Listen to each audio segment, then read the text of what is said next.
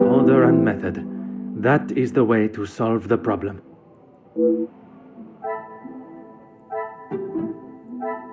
Magnifique.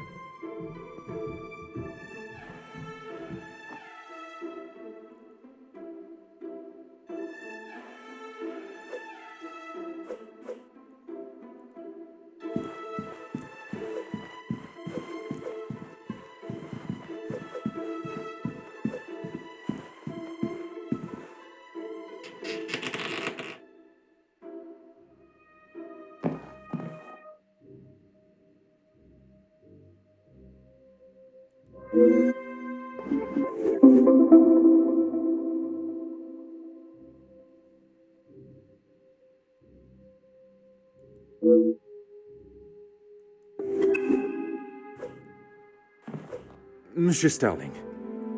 Oh, Detective, I was just... Please, I eagerly await to hear what reason you give for being in the storage room at this hour. A butler's job is never... I am no fool, monsieur. You have spun enough stories this weekend. Honestly, Detective, you don't trust anyone. And with good reason. I've been thinking about my time with the family. I often think on fond memories, but it does not take me to a storage room in the middle of the night. There are many memories held within these walls. I just wanted to see them again.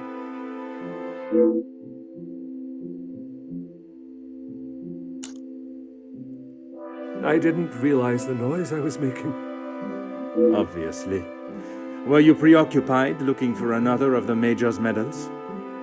Of course not. I already explained. No, monsieur. You attempted to dupe me again into believing one of your stories. Please, Detective. I know you know how it ended up in my possession. I was just trying to get some extra money together to send home. I can't lose this job. If Lady Van den Bosch found out... Theft of a medal would be the very least of your problems.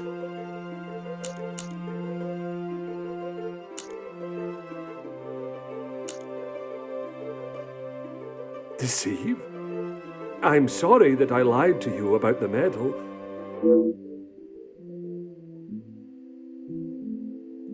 Would you care to explain the fake telephone call? It was purely for my benefit, no? Why would I fake a telephone call? The same reason that Mademoiselle Rihanna dressed in the Major's jacket in the snow, to allow not only the guests but me to believe the Major was still alive. I didn't kill him, Detective. I know, monsieur, but I also know that you helped the one that did to cover their tracks. It wasn't like that. We were just trying to help. She had no part in it. You never let on. How long have you known it was her? Monsieur, I am Detective Hercule Poirot.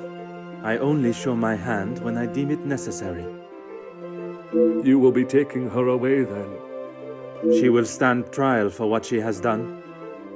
But you don't know the full story. She is just a servant in this house. If she is arrested, that will be the end for her. If Mademoiselle was only protecting herself, as you both have claimed, she will surely be found innocent. The Major's military storage box. The one that stored his medals. Amongst other things, yes. And those other things are? I had to protect her. If you found it when searching the study, you would have carted her off then and there. Whatever it is you have hidden, it will not remain that way for much longer.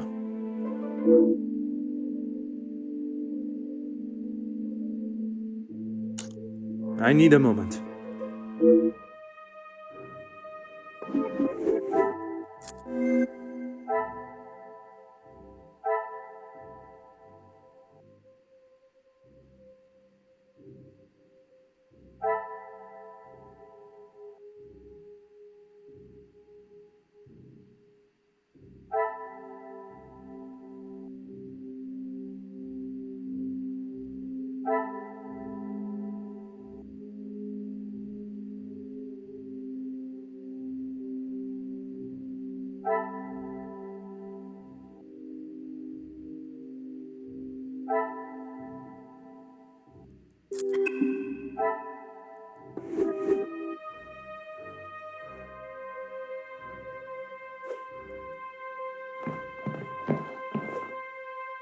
Aha.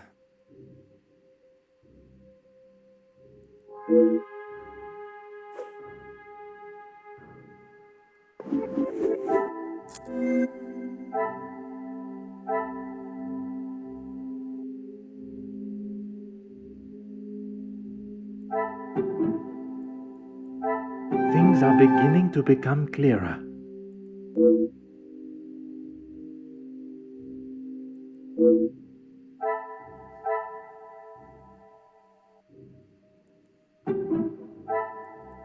I should not be surprised by my own skills of deduction.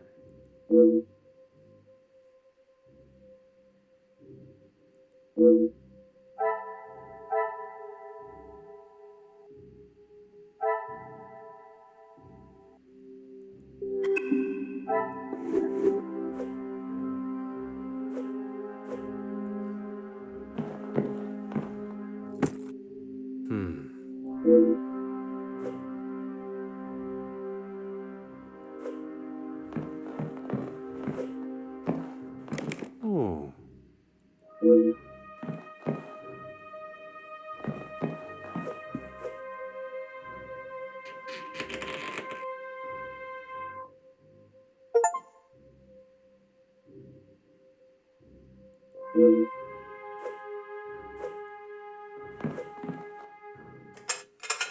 Oh.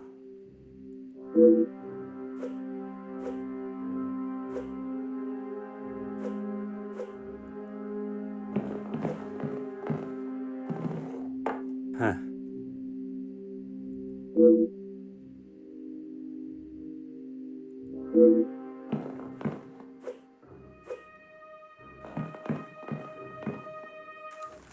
Huh.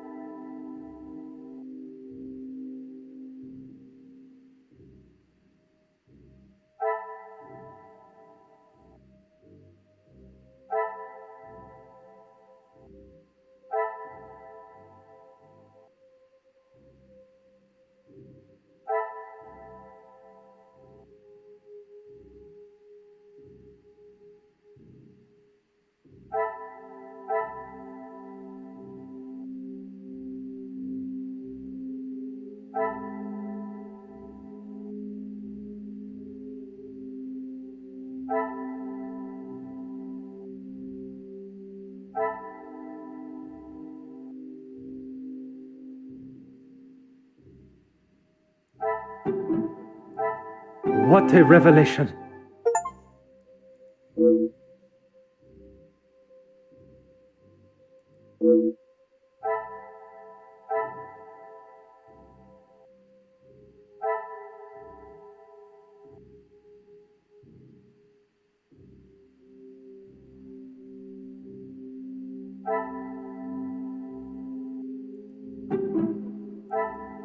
Magnifique.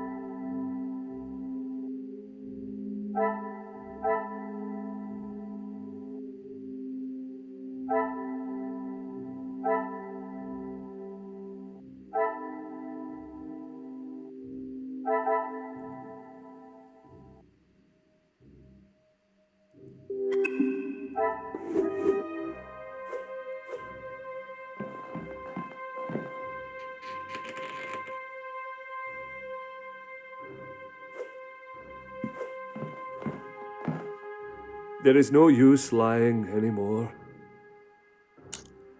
You found it. Even the secret area that has been created here is not concealed enough to stop Detective Hercule Poirot.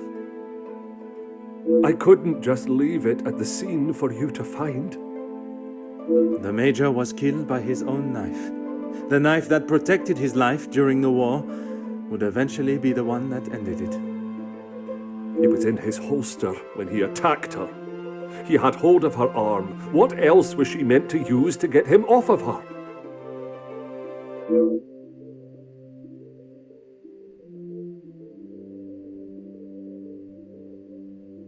She didn't plan any of it, Detective. She was only defending herself. That is what Mademoiselle told you? She did, and I believe her. You think you knew the Major, but you had no idea. He was a monster and had more secrets than all of us combined. That may be true, but that does not excuse what she has done. Put yourself in her shoes for a minute. If a man like that had attacked me the way he did Lizzie, I would have done a lot worse to him.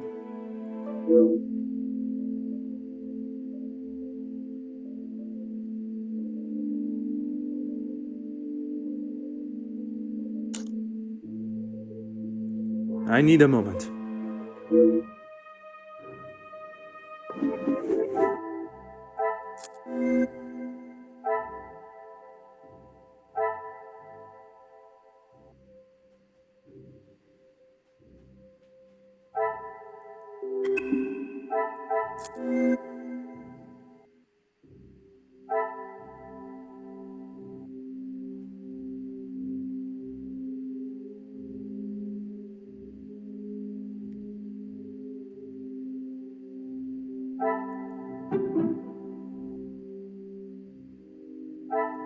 I cannot see the logic in this. Perhaps a second look at the evidence in front of me.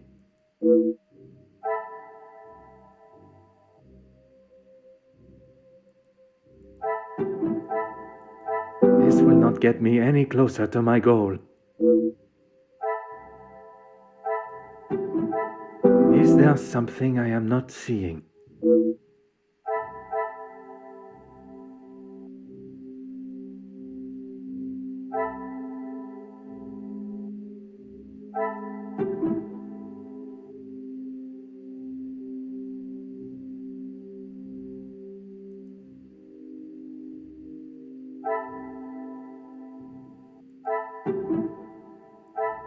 The pieces of the puzzle are finally coming together.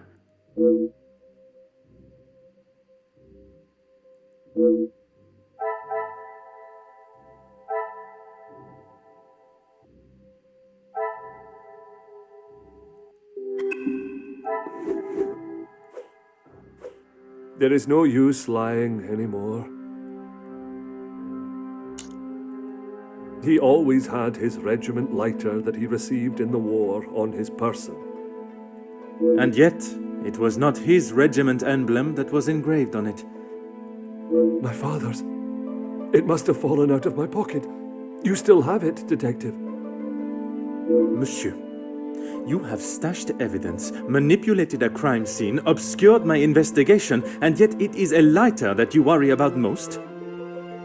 If it is my path to end up behind bars for what I have done, so be it.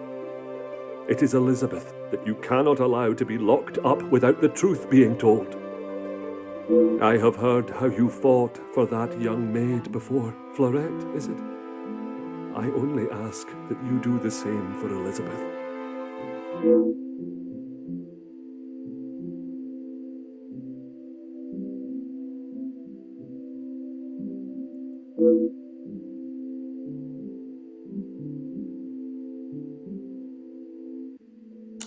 I need a moment.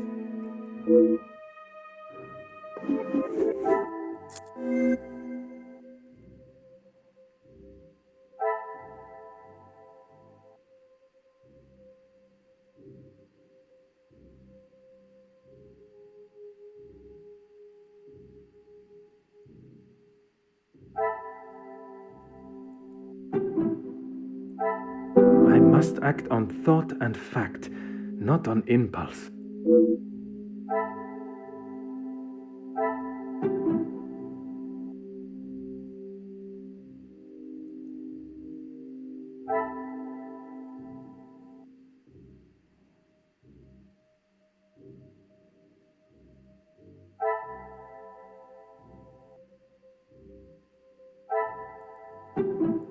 Order and method. That is the way to solve the problem.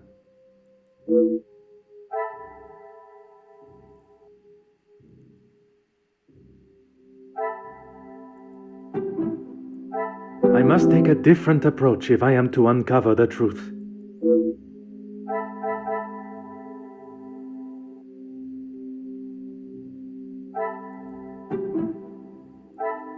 Some would say a lucky guess.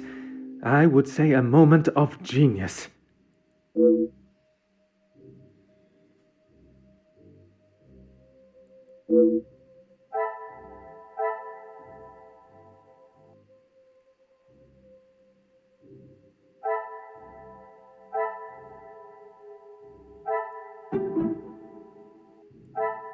Come, my little grey cells.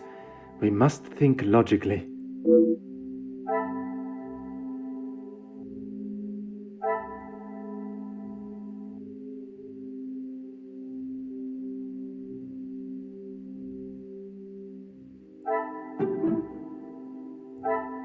Come, my little grey cells. We must think logically.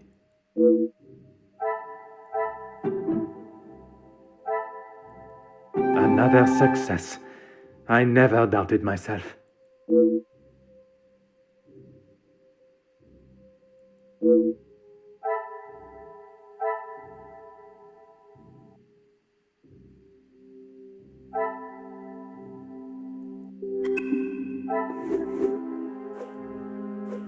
There is no use lying anymore.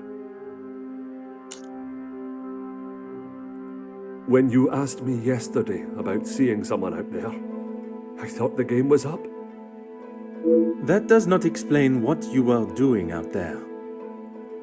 When Lizzie took me to the study, the knife was still in the Major's chest, and I knew I had to get rid of it. I dropped it out of the window, knowing no one would be going outside. It was fine for the time being, but I couldn't risk it being found when the snow melted. So you collected it under the cover of darkness and stowed it away in here where you thought no one would find it. After your questioning in the pantry, I knew you were onto something, and I couldn't leave it here. And where did you plan on moving it to? Honestly, I don't know.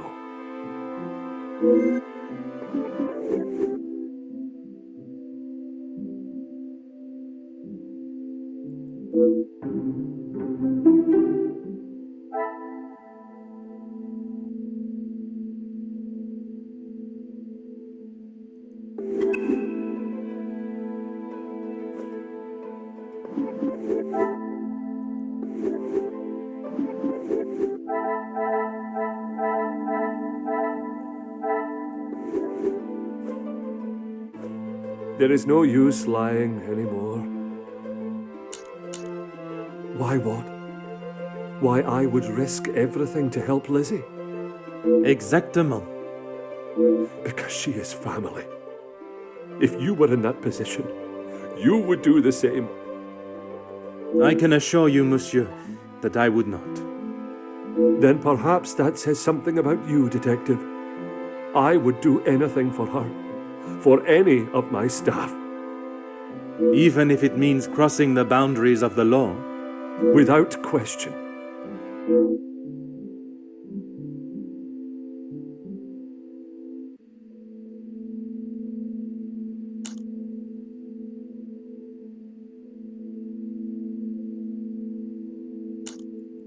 Aye, Detective, but please, you have to help Lizzie. It was all an accident. She doesn't deserve to spend the rest of her days behind bars because of that man.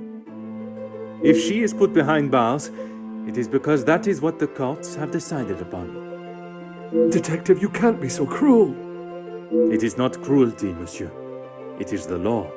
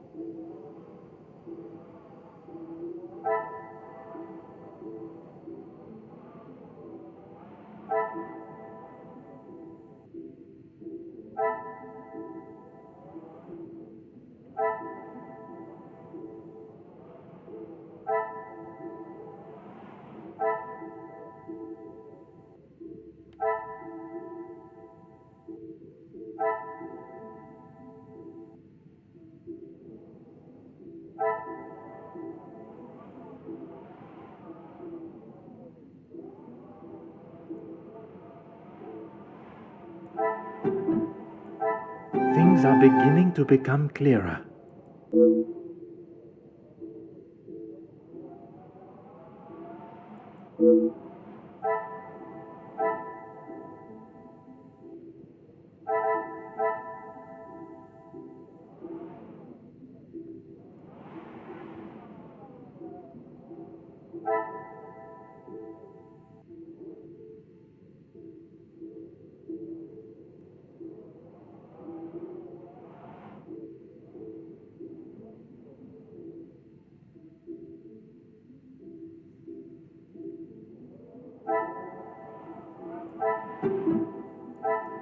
Some would say a lucky guess. I would say a moment of genius.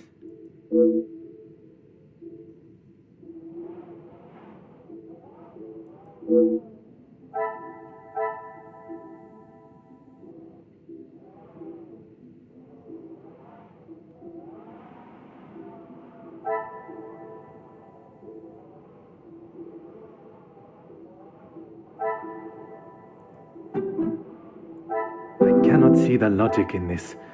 Perhaps a second look at the evidence in front of me. This will not get me any closer to my goal.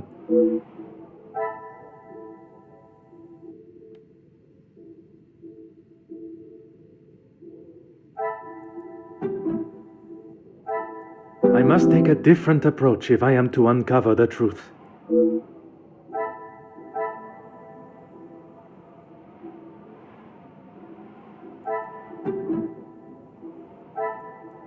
I must act on thought and fact, not on impulse.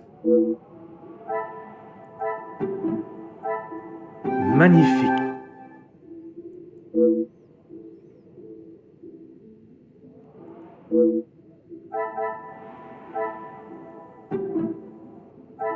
Another success.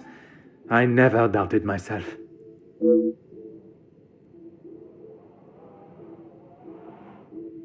The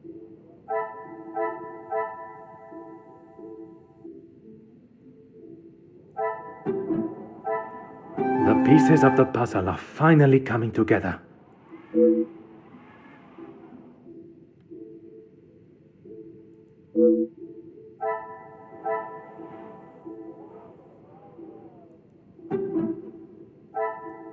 I should not be surprised by my own skills of deduction.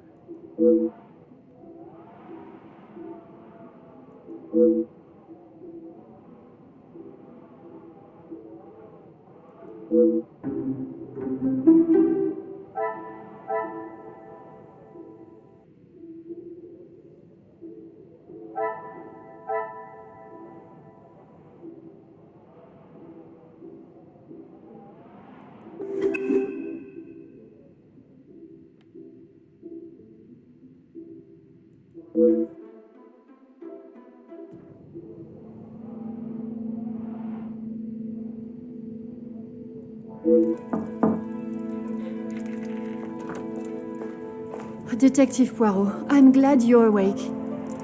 Bonjour, mademoiselle. It has certainly not been a night of peaceful sleep. There is something that we must discuss. Please, Detective, I'm not sure I can take any more surprises like last night. I'm afraid this may be the most upsetting of them all. You have found Felix's killer, haven't you? I have. And the guilty party will certainly come as a shock. Detective, please. It was Mademoiselle Elizabeth that was behind the Major's death. You must be mistaken. Elizabeth could not do such a thing. I assure you I am not. It is something I spent much of last night deliberating. When you spoke of the telephone lines being out of order, it made me question the conversation I thought I had heard Monsieur Sterling make with the Major before connecting the call to him. But it hasn't been working all weekend. Exactement, mademoiselle.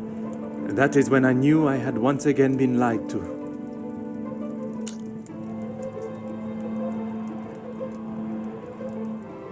She was meant to be resting in the staff quarters. She has not been well. I am afraid that was yet another lie, orchestrated to keep her from incriminating herself. Why would you think that, Detective? I only managed a few words with her before we were quite abruptly interrupted by Monsieur Sterling. I must admit, he has a habit of speaking over the other staff. It was much more than merely disturbing our conversation. It was done with the intention to prevent Mademoiselle saying something that she should not.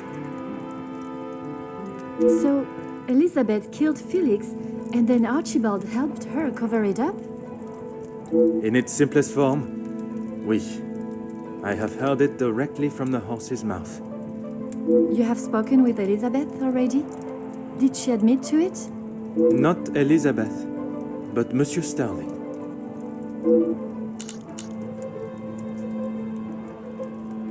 I wasn't. What were you doing in there, Detective? It was Monsieur Sterling that I found in there. I was taken by some surprise to hear anyone awake at that hour. What on earth was he doing? He claimed he was merely reminiscing of his time with the family. You don't believe him? It did not take long for me to uncover the truth of why he was there, and the location of the Major's murder weapon. Hidden area? A room that held all of the Major's secrets. I had no idea. Did you discover the reason for his blackmail? I did. Were you aware he was dishonorably discharged from the army? Dishonorably? What does that mean?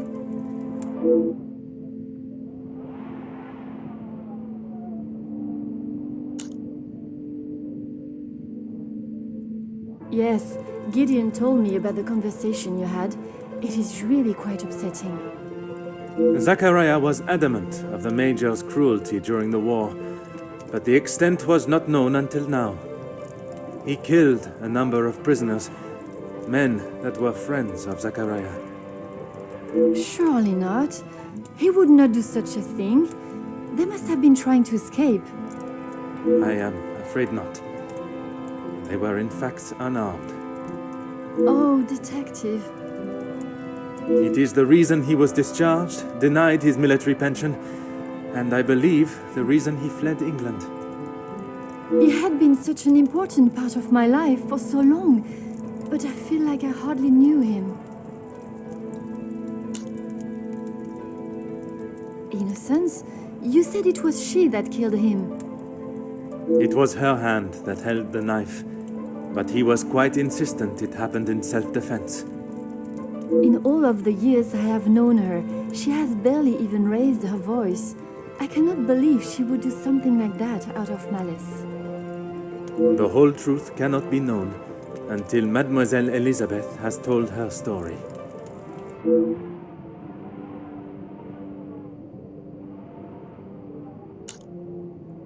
Will you allow me to be present? I think that is an excellent idea. I hope your presence will calm her and will perhaps allow her to speak more freely. Please, detective.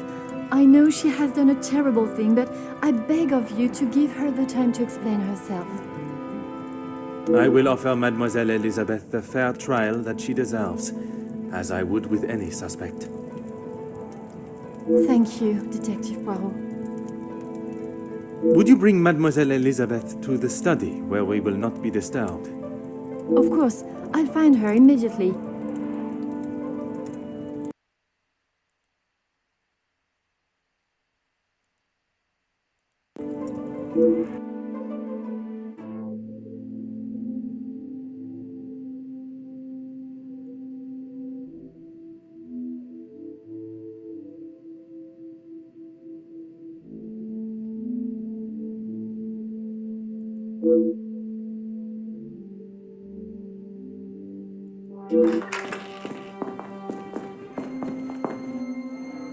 Mademoiselle Elizabeth, merci for joining us. Miss Angeline said you requested to see me urgently. We have some serious matters to discuss, and I would like to waste no further time. Oh, yes, Detective. Still not quite myself. I was surprised when Monsieur Sterling hurried you to assist Madame Vandenbosch last night. I should not have avoided my duties for so long. The house does not stop because I'm feeling a little under the weather. That is true, but you cannot be expected to complete all your tasks if you are not in the right frame of mind. Honestly, Detective, it was best for me to not sit and wallow anymore.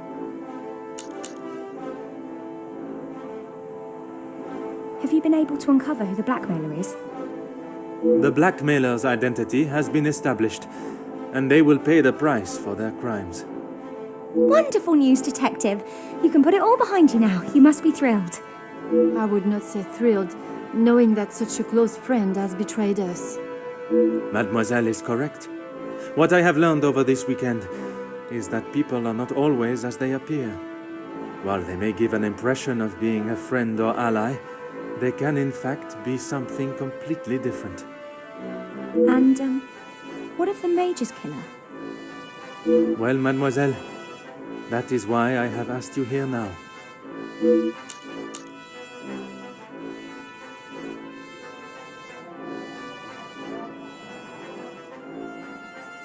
I'm not quite sure what you want me to say, Detective. Your honest opinion is all I ask, and, s'il te plaît, do not hold back. No one else felt it necessary. We only spoke when there was something in the house to be done. We did not speak of interests or pastimes. You knew of his work with Monsieur de Silva? I only know what is required of me to know, and that is very little. But you were aware of his work as security at Monsieur de Silva's factory. I was. The factory your beloved Luke worked at, before he was cruelly taken from this world. Yes, Detective.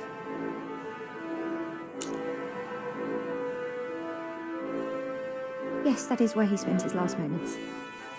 Standing shoulder to shoulder with his fellow workers. The resulting riots were a terrible tragedy. One that I hope we will not have to see or experience again. Something that could have been avoided had the Major and his team done what was required of them. Nobody deserved to die that day. Not my Luke. Detective, what kind of question is that? It is a straightforward one. Mademoiselle, if there is something you wish to tell me, now is that time. I'm sorry, Detective, I just don't know how to answer it. Let us consider what we know of the Major. He fronted the militia that attacked the workers at the strike. You were aware of this? You finally had someone to blame for Luke's death. Someone conveniently located in the same house, alone in his study. No, Detective. It wasn't like that. Tell me what happened with the Major on the evening of his death. I was only in here trying to prove what I heard Mr. Beckers say. I was going to report him, I swear. Miss Angeline, you believe me, don't you? I want to. I am still trying to understand it all myself. Why don't you start from the beginning? I was delivering Miss Angeline's dress to her room when I heard Mr. Beckers arguing with the Major in his study. They were ever so loud. I thought the whole house would have been listening to what they were saying. Mr. Beckers was talking about the factory strikes and how it was the Major's fault. He told him that if he didn't own up to his crimes, he would go to the newspapers. I cannot imagine the Major would have taken kindly to Monsieur Becker's threat. He didn't. He called him some rather uncouth names before Mr. Beckers left and went downstairs, and made sure to keep out of sight. After the altercation between the Major and Master Gideon, you went to speak with him outside, and I thought I could look around his study without anyone knowing. I had to know for sure. If it was true, he deserved to be held accountable. And did you find the proof you are looking for? I found a payment from Mr. De Silva, but there was nothing incriminating about that. I was so nervous. I felt like my heart was beating out of my chest. And then you saw the blackmail note. I recognized the writing on the envelope. I couldn't believe it. How could he do such a thing to Angeline? To the family that had taken him in? Common sense would determine the Major was another victim of the blackmailer. If I'd have used common sense, I wouldn't have been snooping around alone in his study in the first place. I heard the footsteps in the hall, and before I could move, the Major was standing in front of me, demanding to know why I was going through his belongings without permission. I tried to come up with an excuse, but nothing came out, and when he saw the letter in my hand, it was like Dr. Jekyll turning into Mr. Hyde. I tried to move around him towards the door, but he hurled something towards me, and it crashed against the wall. That would explain the damage to the wall. I froze. I have never been so scared in all my life. I thought he was going to kill me there and then. And you thought you would beat him to it? Oh, Detective, you make it sound as though I had it all planned. He lunged forward and grabbed me by the arm. I tried to push him away, but he was too strong. His grip just got tighter and tighter. If only you had seen the look in his eyes, I dared not even scream. I saw the sheath on his belt. I didn't know what else to do. I didn't want to hurt him, but he wouldn't let go of me. So you took your opportunity to put an end to it all. I just wanted to get him off me. I didn't want to hurt him. I reached for it and I jabbed it at him. His grip instantly loosened and I ran straight out the door and didn't look back. You did not even look to see what state you had left him in? She had just been attacked, Detective. Oui, please. Continuez.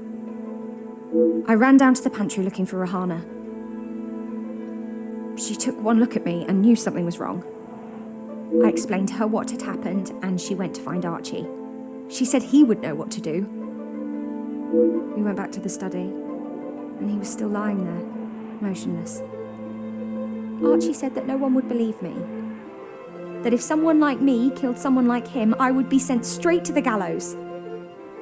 He left the letter so you would find it. He said that if people knew what the Major was really like, then they wouldn't care what happened to him. So I am to believe that it was Monsieur Sterling and Mademoiselle Rihanna that cleaned the scene and orchestrated a plan that included a fake telephone call and dressing as the Major so that he may be seen.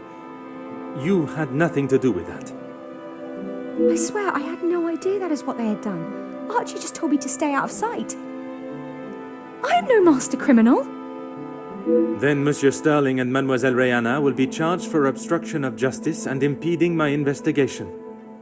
Please, Detective, they were only trying to help me.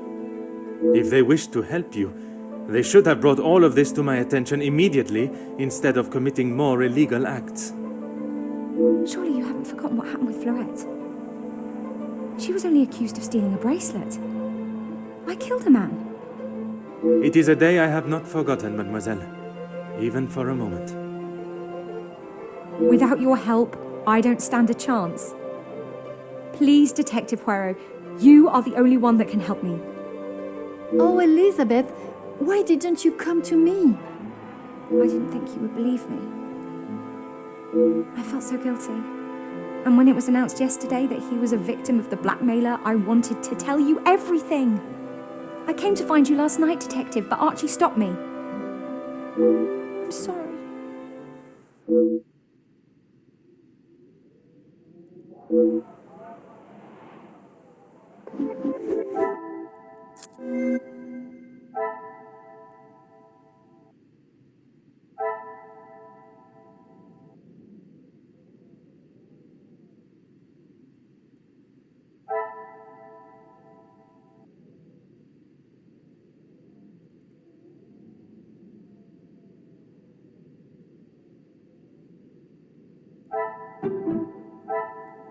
What a revelation!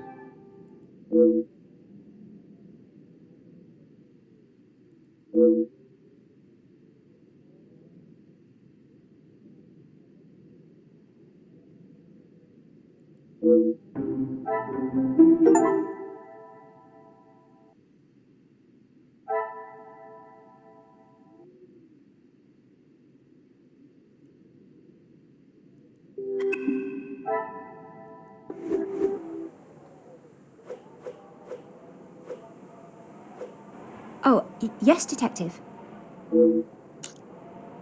I don't know where it is. If you have been honest with me until now, I ask that you continue. I'm sorry, I really don't know. Archie dropped it out of the study window and he said he would deal with it. I couldn't bear to touch the thing.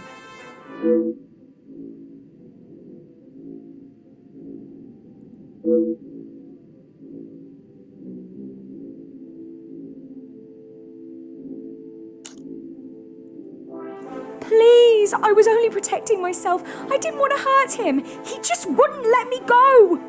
Oui, mademoiselle. I know.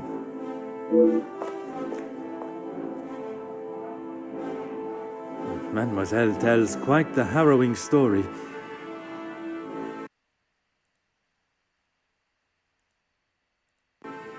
I cannot imagine the Major acting in such a way, but Elizabeth could not make up such a story.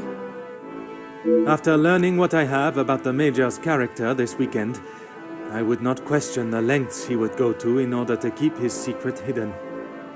I know that you share a close bond with Mademoiselle Elizabeth, but you cannot allow your personal feelings to taint your belief of what took place. She has committed a terrible crime, but she will live with that for the rest of her life. She is not a cold-blooded killer.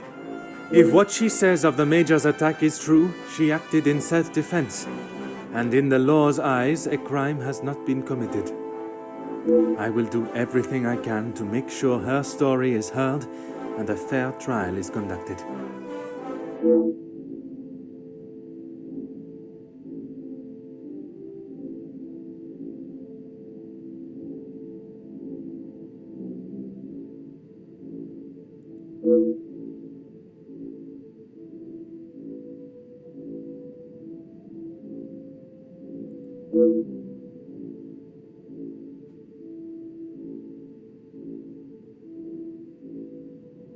Mademoiselle, it is time I address the house.